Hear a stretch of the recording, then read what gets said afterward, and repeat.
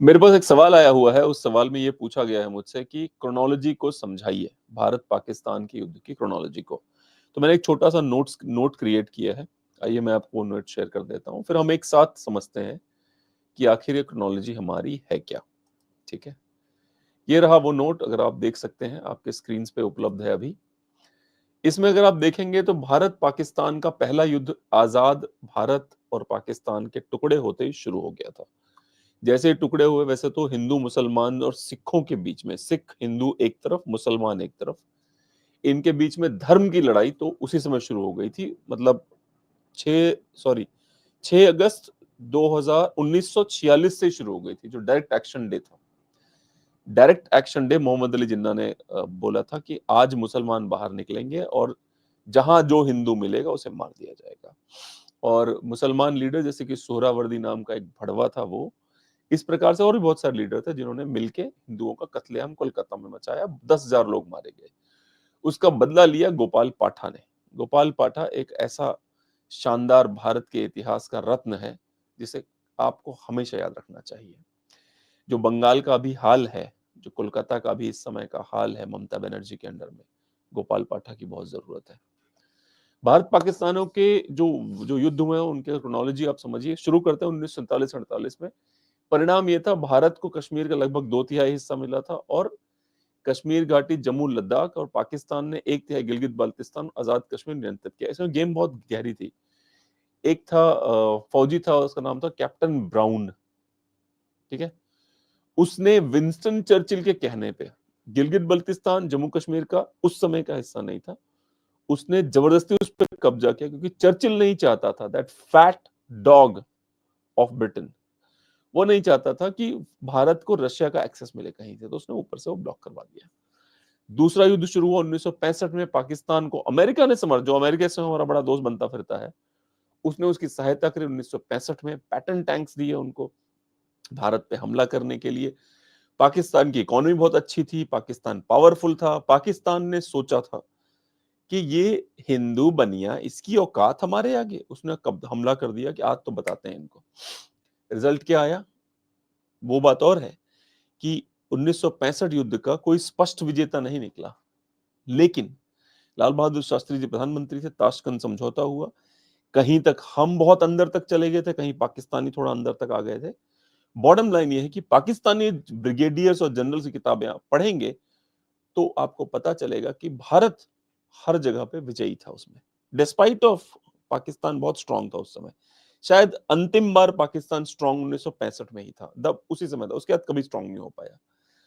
अगला वो युद्ध हुआ 1901। दो युद्ध हुए हैं, दोनों युद्ध में पाकिस्तान हार रहा है क्योंकि दोनों युद्ध में भी जो रिजल्ट है, जैसे पहली बार में पाकिस्तान कश्मीर खो देता है 2/3, दूसरी बार में स्टेलमेट की बात की जा रही है, लेकिन अगर भारत के हिस्सों की आप बात करेंगे तो बॉटम लाइन है कि भारत का हैंड अपर है, तो भारत जीता हुआ है। तीसरा युद्ध जो है अगर आप देखेंगे 1971 में, 3 दिसंबर से शुरू हुआ, 16 दिसंबर तक चला। इसीलिए एक फिल्म आई थी 16 दिसंबर। 16 दिसंबर 1971 को 93,000 पाकिस्तानी कावर्ड्स कह लो। देखो, 93,000 की सेना लेके ना ब्रो, भले मुझे कोई कुछ भी कह ले, 93,000 की सेना लेके भैया मैं चढ़ाई कर दूं अकेले पाकिस्तान पे। सच बता रहा हूं, मजाक नहीं कर रहा हूं। 93,000 की सेना अगर अपने हथियार डाल दे कुत्तों की तरह, तो वो उस आर्मी को कुतिया आर्मी कह सकते हो आप। Sorry Pakistan, but that's who you are actually.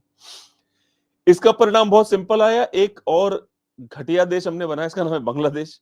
ठीक है, हमने उनकी बड़ी मदद करी उनको बनाने में, पर बांग्लादेशी निकला मुसलमान और केवल मुसलमान। जिन मुझे अभी भी याद है, जो जुल्फिकार अली भुट्टो था पाकिस्तान में, जो अभी एक एक एक टाइप का बंदा घूम रहा है पाकिस्तान का, राहुल गांधी, उसने कहा था कि हम खून की नदियां बहाएंगे। उसका जो परदादा था नाना की साइड, मतलब परनाना जो था, या नाना, परनाना ही कह लेंगे, जो भी है, वो बंगालियों को सुअर बोलता था कि ये मुसलमान नहीं, ये सुअर है। और बंगाली वैसे अगर देखोगे तो छोटी सी दाढ़ी, छोटी हाइट के, काले से होते हैं, यू नेवर नो, क्या पता सही रहा हो। तो बंगाली मुसलमानों को वो सुअर बोलता था, बांग्लादेशियों को। ठीक है, उसके बावजूद आज भी देखिए बांग्लादेशी सुअर पाकिस्तान की मदद करने के लिए ऐसे फलफलाया हुआ है। हर हरकतें देखिए बांग्लादेशियों की आप। लेकिन रिजल्ट यही है, बांग्लादेश क्रिएट हो गया, भारत जीत गया, बांग्लादेश की स्थापना हो गई। सवाल ये है कि बांग्लादेश की स्थापना क्यों की गई, पर शायद भारत देश को बांग्लादेश का सैनिक और विदेश नीति पे कंट्रोल खुद रखना चाहिए था, उनको नहीं देना चाहिए था, शायद, नॉट श्योर। उसके अलावा अब तीसरा युद्ध शुरू हुआ है भारत का उनके साथ में 1999 में, जो पाकिस्तानी जनरल परवेज मुशर्रफ नाम का एक उसका मुंह बड़ा अजीब सा था, nonsense. By the way, Bharat में आज तक टीवी चैनल वाले तब के टाइम, मुझे अभी भी याद है, एनडीटीवी वाले, तब तो ऐसे लेफ्टी थे ये सब के सब ना। आज तक एनडीटीवी, केवल जी न्यूज था, एबीपी न्यूज तब स्टार न्यूज हुआ करता था। मैं 1999 की बात कर रहा हूं आपसे।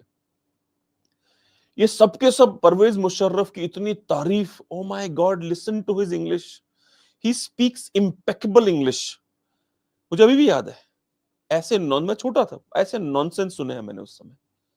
जी न्यूज एक लौता ऐसा चैनल था जो सच बताने की तब भी कोशिश करता था। लेकिन रिजल्ट क्या आया? ये जो इम्पेकेबल, आज भी बाय द वे, आज भी इन मीडिया चैनल पे जो पुराने जर्नलिस्ट हैं, जिनकी जिनकी अंतरात्मा मरी नहीं, सड़ गई है, वो आज भी यही बातें कर रहे हैं कि पाकिस्तान बहुत महान है, पाकिस्तान को फ्री हैंड दो, पाकिस्तान को ये करो, डीएस्केलेट डीएस्केलेट डी सुनना नहीं हो, डीएस्केलेट। आज जो युद्ध चल रहा है भारत पाकिस्तान का, 99 में तो एक बरखा दत्त नाम की महिला थी जिसके ऊपर आरोप लगे थे कि वो भारतीय पोजीशंस को हिंट करती थी पाकिस्तान को, यहां यहां मारो बम। कई सैनिकों की जाने गई उस बरखा दत्त नाम की महिला के चक्कर में। आजकल उसका मुंह भी हो गया है, शायद ऊपर वाले की कृपा है। अब आते हैं जुलाई 1999 में, अटल बिहारी वाजपेयी की सरकार थी, इतनी रीढ़ की हड्डी थी नहीं उनकी जितनी इस समय के प्रधानमंत्री की है।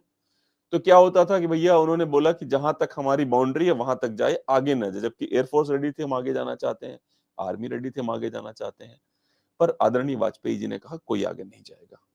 उम्र हो गई थी काफी, तो समझा सकता है। अब बात करते हैं अभी क्या हुआ है इस समय।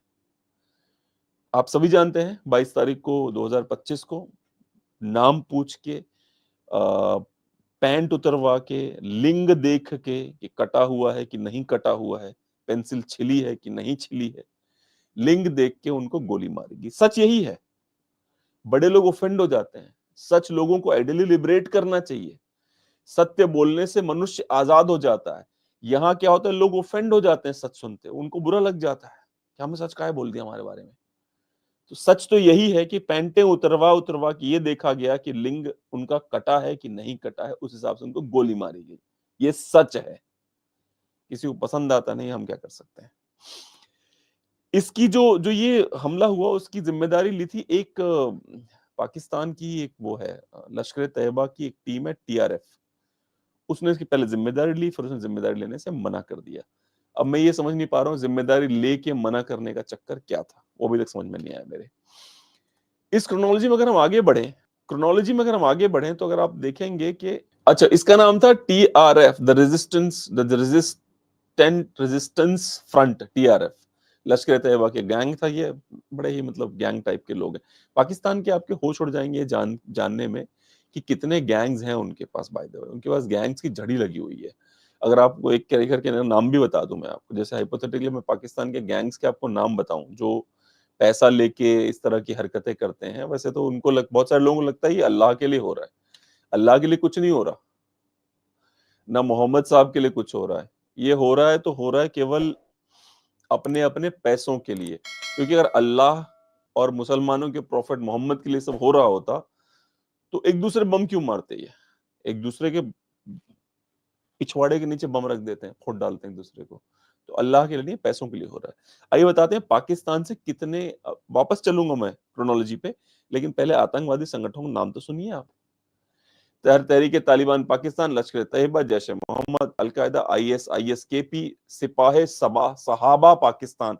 ऐसा लग रहा है सब मिलके एक नाम रख लो ना कोई यार, लश्कर जंगवी। अच्छा, पता है इतने नाम क्यों हैं? क्योंकि आपस में बनती नहीं, आपस में बन रही होती।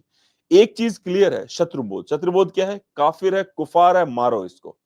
बाकी आपस में कोई दोस्ती नहीं है। जो आप एक कार्टून देखते थे ना, दुनिया का अंतिम मुसलमान, दाहिने हाथ में तलवार और पैर में दूसरी तलवार, खुद से ही लड़ता रहेगा।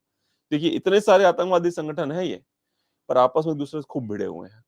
लश्कर हजब मुजाहिदीन, जमात उद्दावा, जमातुल अरहर, हरार, हरकत मुजाहिदीन, हरकत अल जिहाद अल इस्लामी, जंदुल्लाह, हिजबुल अहरार, यूनाइटेड जिहाद काउंसिल, भाई अंग्रेजी नाम भी है, अंसारुल इस्लाम, अंसारुल शरिया पाकिस्तान, तहरीक जिहाद पाकिस्तान, हाफिजुल बहादर ग्रुप, लश्कर इस्लाम अल बद्र, अंसार उल मुजाहिदीन, हरकत उल अंसार, फलाह इंसानियत।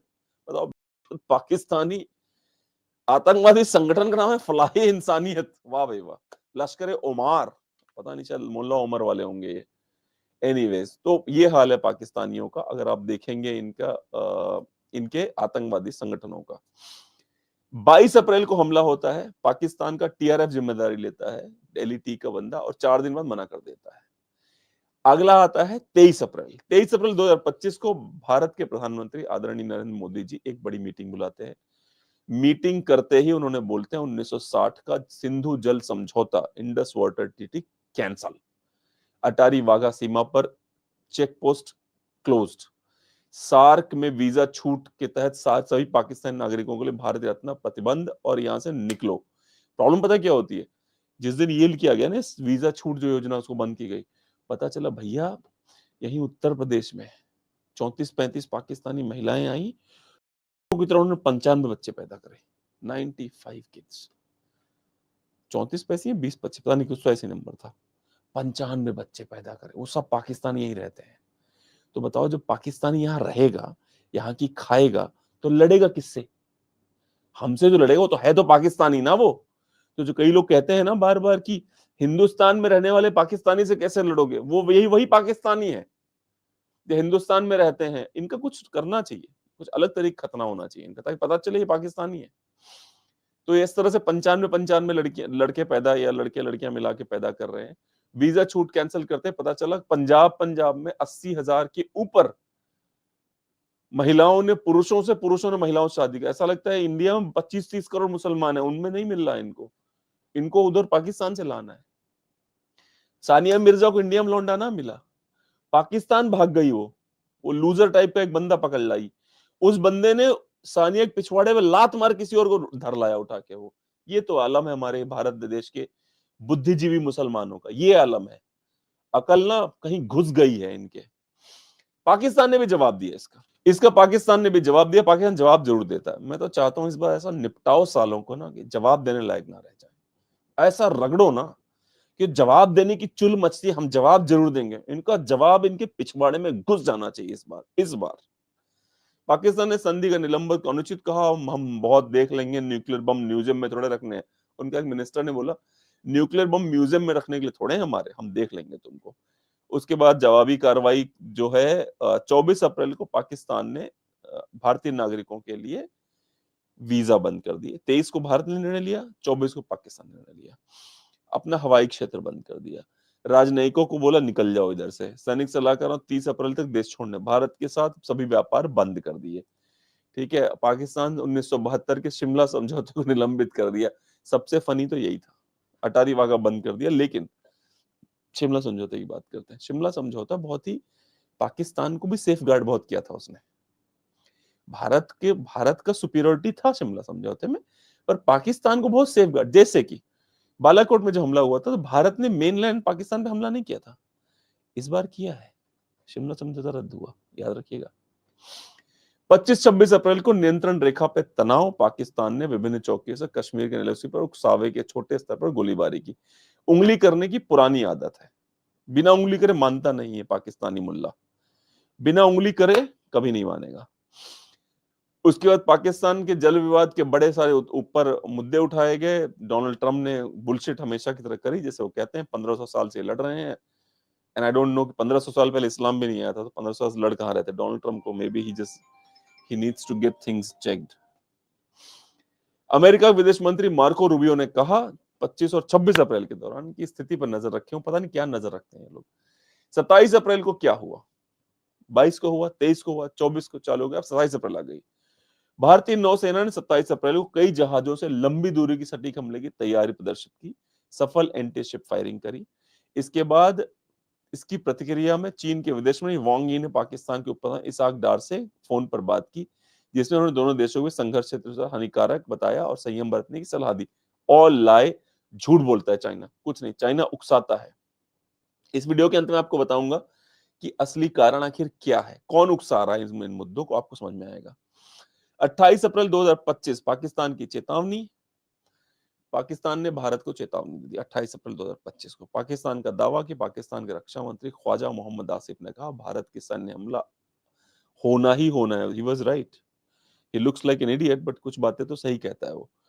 कुछ कोशिशें हुई, जैसे सऊदी सऊदी विदेश मंत्री आए और ईरान का विदेश मंत्री आया। चीन ने रिक्वेस्ट करी ये करो। India doesn't give a fuck about China and I agree with India. ऐसा ही होना चाहिए। चीन जैसे घटिया देश को दूर रहना चाहिए उससे। 29 अप्रैल 2005 युद्ध की आशंका चालू। युद्ध होने वाला है। पाकिस्तान का दावा। पाकिस्तान सूचना मंत्री अताउल्लाह तरार ने दावा किया कि उनके पास विश्वसनीय खुफिया जानकारी, पता नहीं इसने किसने फोन किया इसको, कि अगले 24 से 36 घंटों में पाकिस्तान पर सैन्य हमला करना। इसको खुफिया जानकारी भी दिए देते हैं गधे को। भाई 24 से 36 घंटे हमला हो रहा है 7 मई को, और 29 अप्रैल को बोल रहा है 24-36 घंटे हमला होने वाला है। प्रधानमंत्री ने कई सारी मीटिंगें करी, चीजें चल रही थी, बट यहां तक कि मेरा खुद का पेशेंस खत्म हो गया था। मुझे लग रहा साले भारत वाले कुछ नहीं करेंगे क्या। 30 अप्रैल 2025 में सैन्य और हवाई प्रदर्शन। पाकिस्तान ने कहा कि भारत जल्दी हमला कर सकता है, इसलिए पाकिस्तान ने अपना हवाई क्षेत्र बाकियों के लिए भी थोड़ा थोड़ा बंद करना चालू कर दिया। और 1 मई 2025 पाकिस्तान में मदरसे बंद। धार्मिक स्कूल, मदरसे। पाकिस्तान प्रशासित कश्मीर युद्ध की आशंका। 1000 से अधिक मदरसों को 10 दिनों के लिए बंद कर दिया गया। बच्चे छुट्टी पे, टीचर्स का क्या मतलब, जैसे बच्चे छुट्टी पे, टीचर्स को मिलेगा ही नहीं कुछ बेचारों को। मदरसों का टीचर, मुझे याद है भारत की बात बताता हूँ आपको। एक मदरसे के टीचर ने एक छोटे लड़के का रेप कर दिया। तो जब ये मुद्दा पहुंचा, मुसलमान पक्ष जो इस तरह के मुद्दों को देखता है, उनसे मीडिया ने पूछा तो उनका ये कहना था अब बेचारा 4000 की तनख्वाह पे अपने बिहार से, अपना घर से इतना दूर रहता है, अब थोड़ा बहुत तो मजा लेगा ही ना। ऐसा उनका कहना था। तो कह रहे हैं पाकिस्तान के मदरसे 10 दिन के लिए बंद। टीचरों को क्या होगा बेचारों का, वो कौन मजा लेंगे, पाकिस्तानी जो टीचर है। नागरिकों में डर। नियंत्रण रेखा के पास रहने वाले दुकानदार इफ्तिकार अहमद मीर ने बच्चों की सुरक्षा लेकर चिंता जताई। अच्छा, इसमें क्या है, बहुत अलग अलग न्यूज चैनल्स हैं, उनके उनके ये कटिंग्स हैं जो मैंने लगा रखी हैं। तो ये शायद रॉयटर का है। 3 मई 2025 सीमा पर घटना। पाकिस्तान सैनिक की गिरफ्तारी। भारतीय सुरक्षा और बीएसएफ पाकिस्तान रेंज सैनिक पार करने के बाद पकड़ लिया। और भारत ने बहुत ही तगड़ी तैयारी करी। भारत का गृह मंत्रालय 7 मई को 7 राज्यों में शत्रुतापूर्ण हमले की स्थिति में, लाइक अगर फाइट शुरू हो जाती है तो हम उसकी तैयारी कैसे करेंगे। 3 मई को इस तरह की बातें चालू हो गई हैं भारत में। गृह मंत्री जी ने कहा कि हम जो है ये चेक करेंगे कि अगर हमला होता है तो कैसे। ये नहीं बता रहे हम ही हमला करने वाले हैं, कह रहे हमला होगा हमारे ऊपर तो हम कैसे बचेंगे। और भैया 7 मई को पेल दिया भारत ने। ऑपरेशन का नाम रखा ऑपरेशन सिंदूर। सिंदूर इसलिए क्योंकि 26 महिलाओं के माथे का सिंदूर हटा दिया गया था। माथे का सिंदूर वो होता है जो भारत की हिंदू महिलाएं अपने माथे पर भरती हैं अपने पति के लंबी उम्र के लिए। आजकल फैशन चला है तो एक सिंदूर आता है ऐसे लिक्विड टाइप को, टच लगा लेती हैं, हल्का सा भरती नहीं, ऐसे टिक से लगा के निकल लेती हैं। पति की भी जितनी पहले इतना बड़ा सिंदूर था, पति की उतनी कीमत थी उनके जीवन, अब वो टच है तो पति भी टच भर के रह गया है। मतलब टच में रहता है पति और उतना बहुत है। जैसे ही मिटाया पति गायब। जैसे उसके साथ हुआ था, जो महिला अपने पति के साथ बैठी थी ना, ऐसे करके हिल रही थी, जैसे कुरान पढ़ते हैं बच्चे मदरसों में, ऐसे हिल रही थी वो। उस महिला का यही हाल हुआ। पति के मरते उसने बिल्कुल फटाफट मेकअप वेकअप किया, आगे फटाफट मीडिया के सामने, मैं बताती हूँ अब क्या होगा। उसका ये कहना था कि सभी एक जैसे होते हैं, पाकिस्तान भी तो इनोसेंट लोग रहते हैं, भारत पाकिस्तान एक ही तो है, हिंदू मुसलमान कुछ नहीं होता, हम महान है, सब महान है, कोई छोटा नहीं, सब महान, सब महान, सब महान। अब उसके बाद क्या होता है कि भारत जो है, जब इस तरह की कार्रवाई करने का निर्णय ले चुका होता है 7 तारीख के लिए, अचानक से क्या होता है कि भारत डिसाइड करता है कि मैं इन पे हमला करूंगा।